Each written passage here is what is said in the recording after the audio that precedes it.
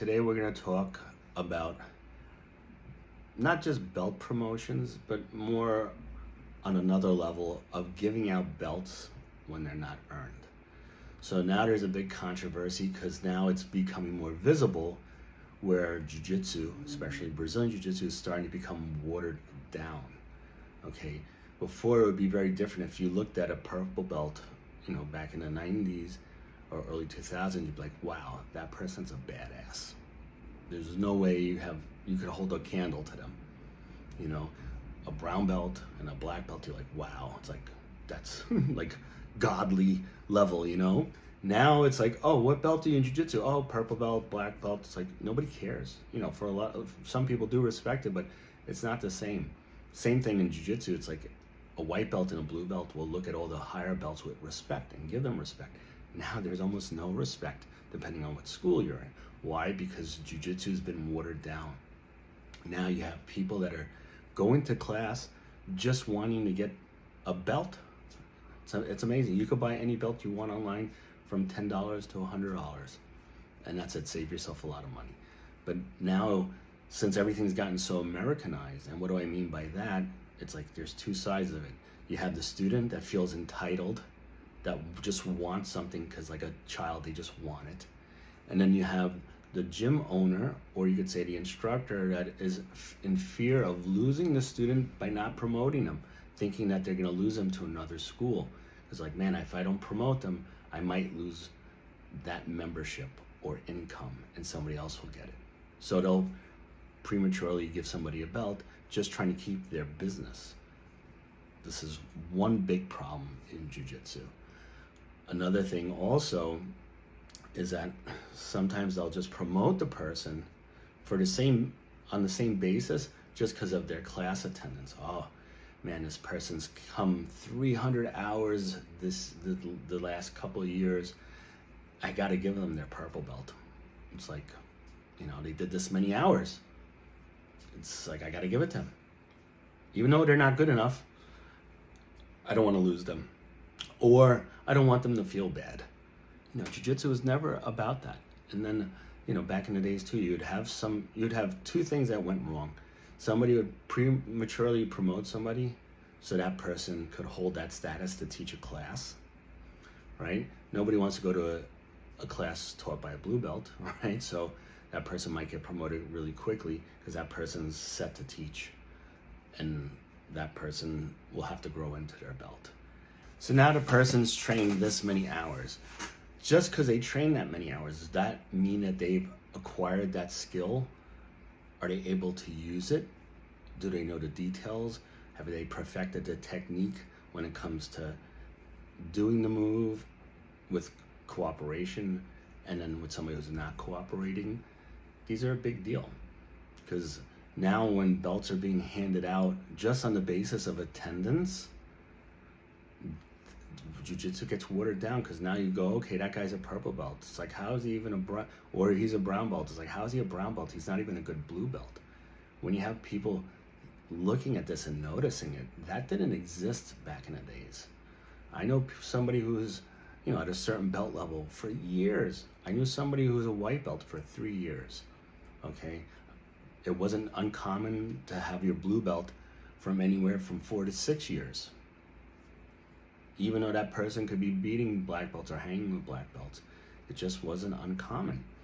So now you see more people getting promoted really quickly. And the beautiful thing about the past, which everybody goes, oh, the future, this and that, it's like, it doesn't matter. Certain things were a certain way for a long time for a reason. So it was uncommon to get your black belt in under 10 years, let's just say. It was more common for people to get their black belt when they're training consistently for within 7 to 10 years, not less.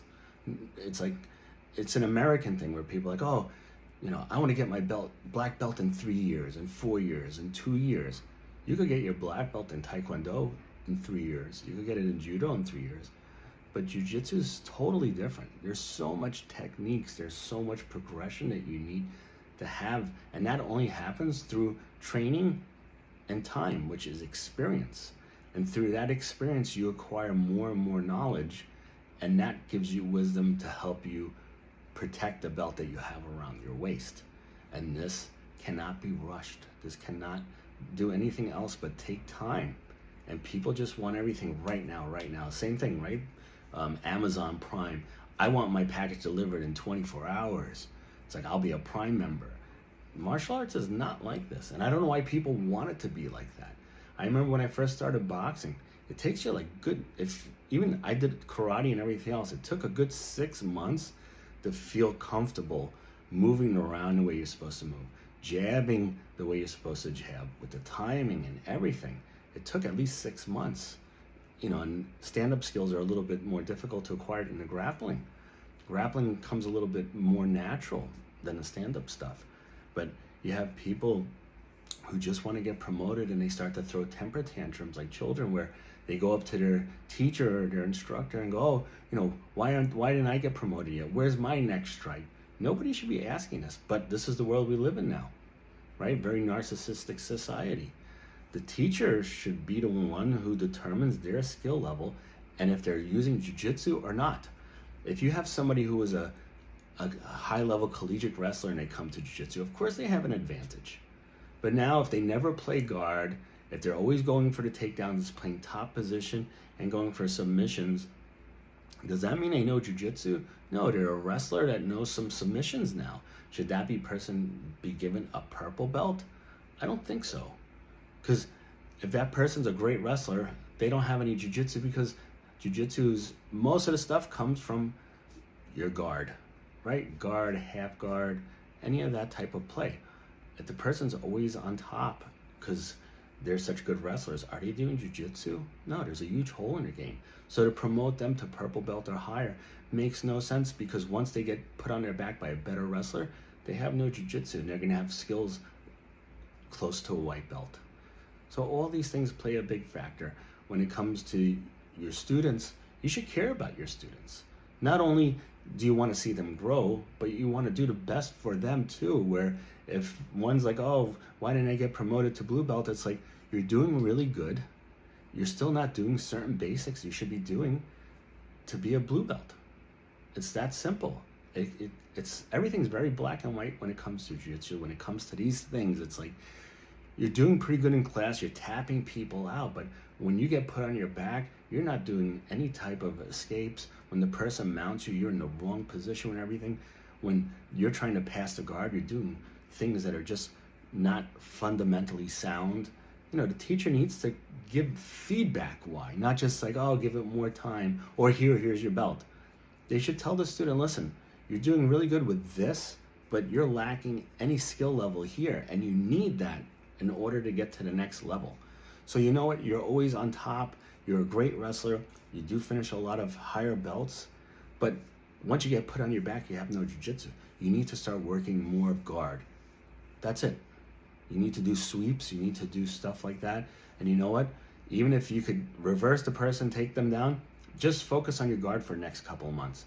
There needs to be some type of positive feedback for the person to know how to train and what to train on, because then from there, they're going to keep doing the same thing. And if you do give them the feedback and they don't listen to you, what did you do about it? They didn't listen to you. It's like, oh, why didn't I get promoted? Man, you're still playing top game. I told you, you got to start working on your guard. Oh, I'm going to go somewhere else. All right, well, good luck. That's it. It's like, and then some people who do promote people according to either their hours or prematurely, that person ends up going somewhere else to train, or if they have the balls to compete, they train somewhere and they get annihilated by lower belts. And they're like, man, I'm a purple belt. How am I having trouble with all these blue belts?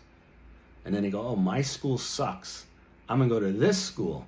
So now it's a double-edged sword, because that teacher promoted them hoping not to lose them and keep their business. And then they go somewhere else anyway because they got promoted prematurely. And now they go to the other school and the same shit happens again. It's not usually everybody else that's the problem. It's usually that one person.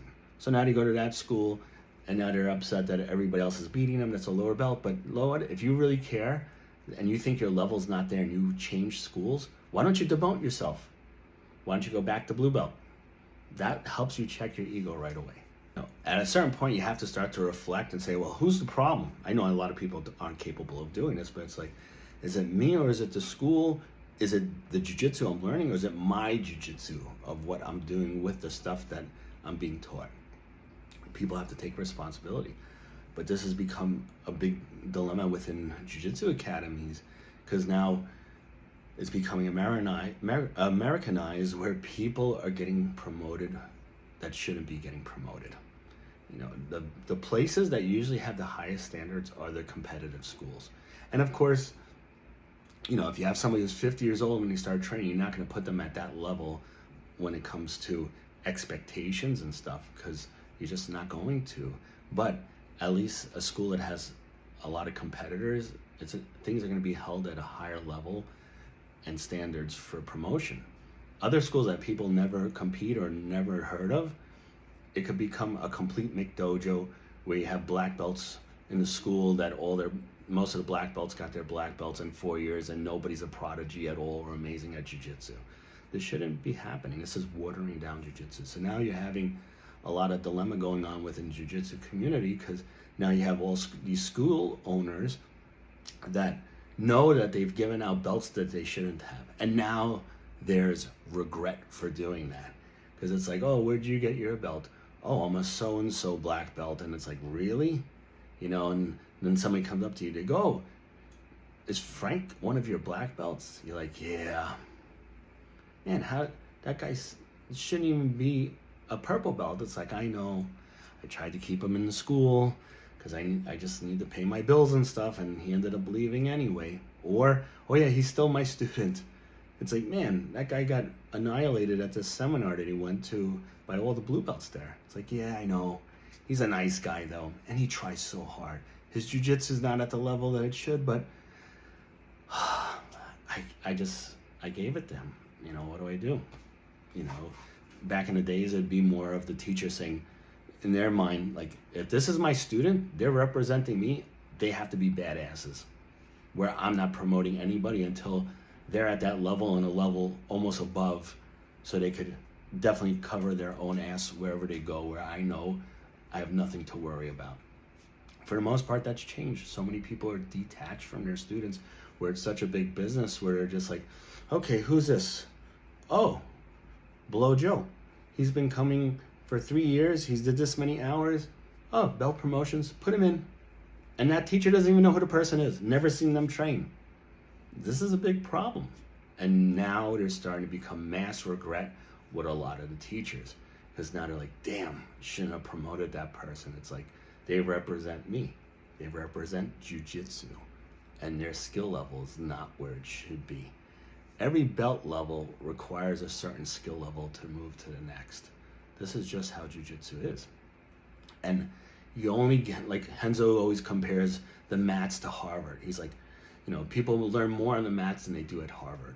He was like, this is the place, the real university to learn. And what happens, the more you go, the more you train, the more you experience, the more knowledge you get. And this gives you wisdom. And this gives you aptitude for understanding jiu-jitsu at a higher level. I could watch any type of tournament and pick out a lot of things and see a lot of things, because I'm not dependent on watching technique videos. But I've been into and doing jiu-jitsu for close to 30 years now. So the people need to put in the time, and you can't speed that up.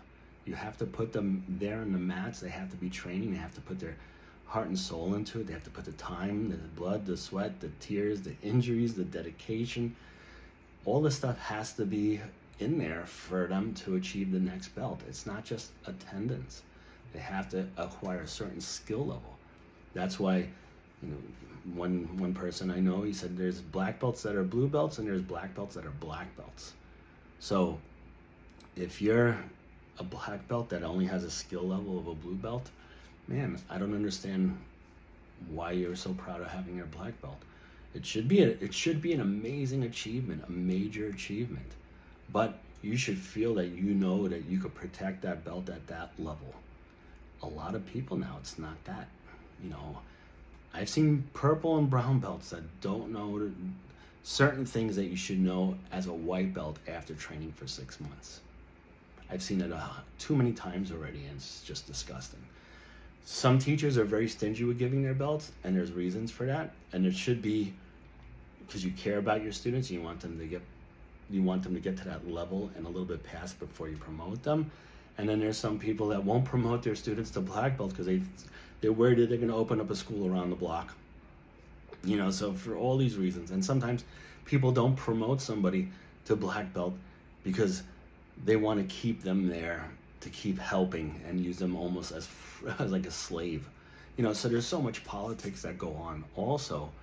But, you know, just think about it. If you're worried about getting belts, you're not worried about getting good at jiu-jitsu. Get good at jiu-jitsu. Focus everything on getting good at jiu-jitsu, and the belts will come. And then you'll be a belt level that you could actually defend and be proud that you've earned. If you just got it because you're a crybaby and you bitch about everything and you go up to the instructor and brown nose them 24/7 and always come up and it's like, oh, when am I going to get my next promotion? When am I going to get my stripe? You know, I might go somewhere else. I wouldn't want a student like that. There's nobody ever that has a stripe or a belt from me that knows that they didn't earn it and can't defend that. And I'll never change that. You know, even if I had a school, I wouldn't change that. My kids were phenomenal. And the thing is, kids are a little different, but they earned everything that they got. And I had a parent come up to me once, go, oh, you know, why isn't my child getting promoted today? She's crying. It's like, well, I'm sorry that she's crying, but she hasn't earned it. She comes once every other week. You still didn't even get to the 20 class minimum to get a stripe. And then when they're in class, they're playing around and not paying attention. So how am I going to actually promote that type of behavior by giving them a stripe? You know, kids are a little bit different, but with adults, it's no different now. They're coming up to the instructor crying and pleading and begging and saying, oh, I deserve this, I deserve that. That shouldn't be happening. Where's the respect? And if anything, the teacher should say, listen, if you don't get promoted and you think you deserved it, come up to me and ask why, and I'll tell you why, because I want you to get better. There has to be some type of change here, because now you have too many teachers that are regretting the belts that they handed out, that person didn't earn, all for business and political reasons, and it's biting people in the ass. So something's got to give. You know, so if you have any input on your end, if you're an instructor, you have a school, please share in the comments. I would like to know what's your opinions on it.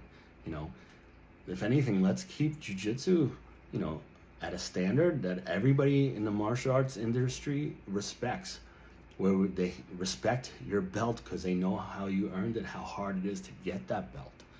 Let's make jiu-jitsu great again. As a white belt, you evolve as a blue belt. You get a purple belt, you think you know everything. You find out when you get a black belt, you don't know what? Nothing. You go all the way back to white belt and you learn all the moves that you didn't learn the first time. And then all the fancy stuff that you thought you needed, you're like, man, I don't need that. And the reason why you say you don't need it, because you can't do it. You're constantly evolving. That evolution process that you have in jiu-jitsu, that happens in life. Those stripes on the belt, they don't mean what you think they mean. So you think those stripes on the belt have to do with a certain grade or a certain ranking. Those stripes on the belt are an equation. The equation is time plus experience equals wisdom. They got time that you don't have.